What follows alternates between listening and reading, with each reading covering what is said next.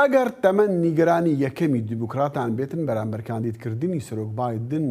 بۆ کاندیدێکی تر بەهێزی دیموکراتەکان تا ئێستا دیار نەبووە. داوای وەڵام و شیکردنەوە لە داکتەر کرمانج گوندی پرۆفسۆر لە بەشی ڕێبەرایەتی پەروەردە لە زانکۆی تێنسی ستەیت دەکەن.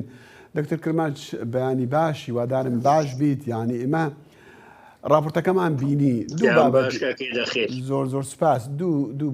دوو خاڵەتیە، یەک تەمەنی سەرۆک ئەوی دیکەش بۆ کاندیدێکی تر نەبێ. باسی خاڵی ئەوە بکەین دووەم بکەین بۆ تا ئێستا کاندیدێکی بەهێز دیار نەبووە لەگەڵ بایدنە چێبەرچی بکاتن بۆ ئەوی ببێ کاندیدی دیموکراتەکان. هۆیەکە چییە؟ بۆ خۆی بە جۆرەکی ترادیسیۆنی هەر حیزبە کە لە سەرای سپی بیتن ئەگە تێرمی یەکەمی سەرۆک بیتن ئەو حیزبە هەمان کەس هەما سەرۆک جارێکی دیکە بۆ تێرمی دووەم کاندید دەکاتەوە. شتێکی ترادیسیۆن بوو هەمیشە لایەن هەردوو حیزبی کۆماری و دیموکراتیک ڕەچاو کرایە، بەڵام ئەوە پێشی ئەندامانی دیموکراتیک یا کۆماری نەگرتیە کە ویستە بێتیان خۆیان کاندید بکەن. بە هەمان شێوەش ئەو جارەش کوڕە گەورەکەی رابرت کەنەدی جونیرە ئەگەر خەتا نەکەم خۆی کاندید کردیە و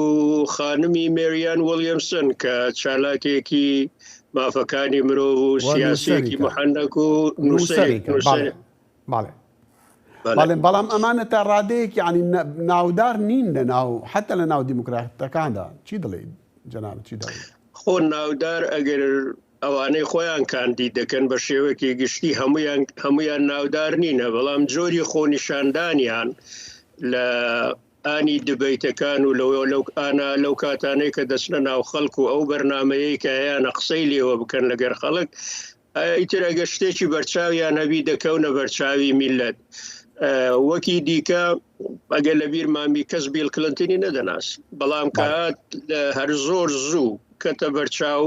و بەردەوام لە پێشکەوتندا بوو بووە دوو تێرمی سەرۆکایەتی تەواو کرد بە سەرکەوتووی.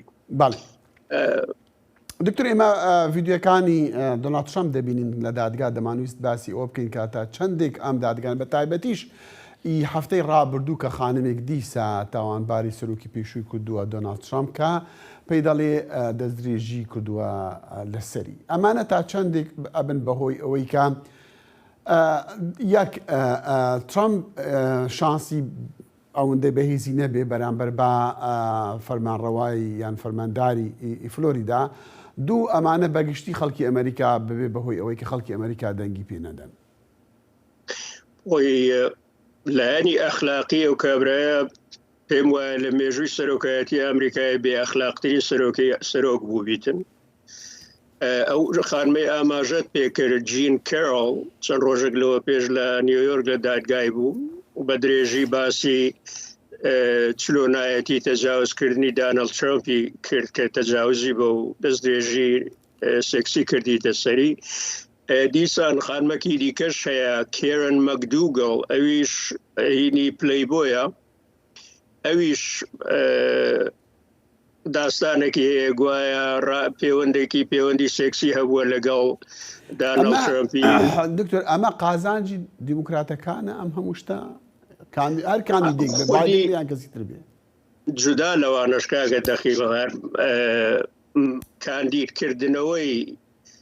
دانەڵد ترامپ لە بەرژەوەندی دیموکراتەکانە بە تایبەتیش لە بەرژەوەندی بایدنە. بایدن ئەگەر تەنها هۆکارێک هەبیتن بۆ بایدن تێرمی دووەم بەدەست بینیتەوە، جودا لەوەی لە تەمەن کە ئاماژەتان پێفەرموو،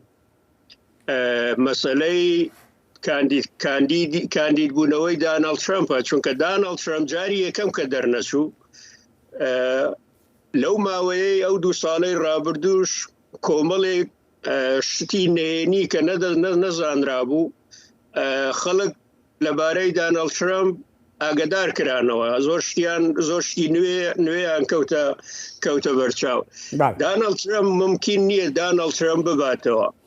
بەڵام ئەگەر لە بەرامبەر دانەڵد ترامپ کاندیدێکی بەهێزی کۆماریەکان هەبیتن و بتوانێتن لە پرایمەریەکان سەر بکەویتن و ببیتە کاندیدی کۆماریەکان، ئەمن پێم وایە پرێزیدنت بایدن وەزعی باش نەبێتن لە ئایندا. بە تایبەتیش ڕاوەرگرتنەکان دەڵێن کە لە زیاتر لە سەدا هەفتای ئەمریکیەکان دژی ئەوەن کە بایدن کاندید ببێ و لەوانەش لە سەدا 50 خۆی دیموکراتەکان بەڵێ فەرموو. تشتێک هەیە بایدن لەسەر ئاستی ناوخۆی ئەمریکای کارگەلێکی باشی کردیە. لە بواری سیاسەتی خارجی باوەڕ دەکەم سیاسەتی سەرکەوتوو نەبووە بە تایبەتی لەگەڵ سعودی ئەو گرفتەی کە دروستی کرد هیچ پێویست نەبوو بەو جۆرەی لە ئەفغانستانی هاتە دەرێ و ئەو دەرگیریە ئێستاکانە لە ئۆکرانیای دەرگیر بووە بەو ڕکەبەرایەتی ئێستاکانێ لەگە چینێ دروست بووە. ئەمریکا لە حالەتێکی زۆر بەهێزدا نییە لەسەر ئاستی جیهانم پێم وایە ئەگەر وا بڕواتن لە چەند ساڵی ئایندا نێزیک لە ئایندەکی نێزیک چین هێرش بکاتە سەر تایوانێ و بیگەڕێ بیکاتەوە بەشێک لە چینێ. لەو حالەتە پێم وانییە بایدن بتانێتن بکاردانەوەی شیوای هەبیتن کە کارێگەر بیتن لە بەرامبەر چینێ. دکتۆر کرماش خاڵە گرنگی خاڵە بەهێزەکەی بایدن سیاسەتی دەرەوە بوو چونکە هەمومان لە هەڵبژاردنەکانی یەکەمە هەمومان دەمانگوت کە بایدن شارەزایەکی زۆری هەیە لە هەموو شوێنێکی دنیاە لە ڕۆژهەڵاتی ناوەڕاست لە ئەفغانستان لەگەڵ ئەوروپا لە چین لەگەڵ وڵاتانی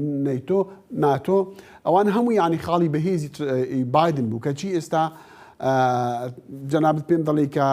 هەندێک تا ڕادەیەک بەعەکسەوە بووە لە خلاری 4 ساڵی لە خلاری 2 ساڵی تەنیا سەرکەوتنێک لەسەر ئاستی سیاسەتی خارجی بایدن بەدەستی هینابی توانی جارێکی دیکە نەیتۆ ببوژێنیتەوە ئەو یەکێتی ناو نەیتۆ کە لە سەردەمی دانەڵد ترامپ شێوێنرا بووە و جارێکی دیکە درستی بکاتەوە دەنا لەسەر سیاسەتی خارجی بە تایبەتیش کاکێ دەخیل ئەو پێکهاتەی بریکس کە لە بینی بەرازیل و رووسیا و هیندستان و چین و ساوت کۆریا ساوت ئافریکای باشوورەیە ئەوانە لە ماوەیەکی لە ئایندەیەکی نزیک سیستەمی بانکی خۆیان دەبیتن کە سیستەمی بانکی خۆیان دەبیتن ئەوانە لە بەهای دۆلار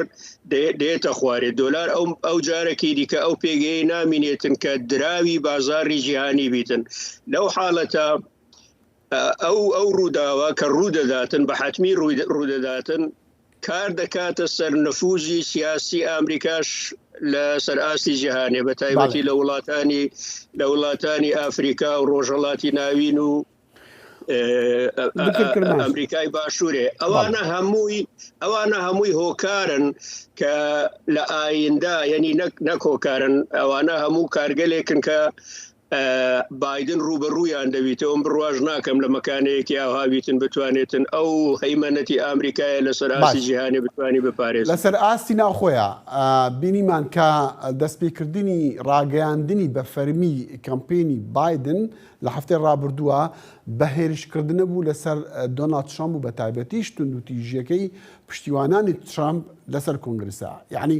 ئەمە ستراتیژیەکەی خۆی دەبێ بایدن دەبێ لە کەمپێندا و ئەگەر هاتوو ترامپ کاندیدی کۆماریان نەبوو ستراتیژیەکەی چی دەبێت لەسەر چ وەکوبڕی گرە و دەکاتن بۆ ئەوەی بباتەوە ئەو کاتە لەوانەیە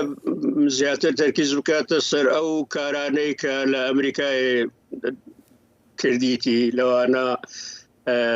ئەو ئاکتی بنیادنانەوەی ژێرخانی ئەمریکای کۆمەڵێک پرۆگرامی باشی کردیە بەخشینی قەردی تەلەبەکانە بەڵام هێشتا جێبەجێ نەبوونە دکتۆر ئەمە لاوازیەکی لەوەدا هێشتا نەیتوانێت جێبەجێ بکاتن ئەوانە کۆمەڵێک بەرنامە بووینە با ئەوانێک ئەوەی کە لە 2 ساڵی ڕابردوو زۆر شتی جێبەجێ پاکێجی ئابوووریەکەی بەڵام مەبەستم ئەوەیە قەرزی خوێندکاران قەردی خۆتکاران کۆماریەکان گرفتیان لە بۆ دروستکردی لەوە ڕاست دەفەرمووی بەڵام دیسانی جارێکی دیکە بەرنامەکەی هاوێشتۆتەوە سەر لەوە بڕوانە احتیمالە لەوە جەناب ڕاز دەکەی لەوانەیە سەرکەوتن بەدەست نەیەنی بە تایبەتی کە ئێستا جواکی نوێنەران لە ژێر کۆنتترۆلی کۆماریەکانە ئەوە گرفتی لە بۆ دروست دەکاتە. داکتر کرمانج گوندی پرۆفسۆر لە بەشی ڕێبەرایەتی پەروەردە لە زانکۆی تەنەسیستی زۆر سوپاس. سەرسەرە من کاکێ دەخی هەر ساغبی.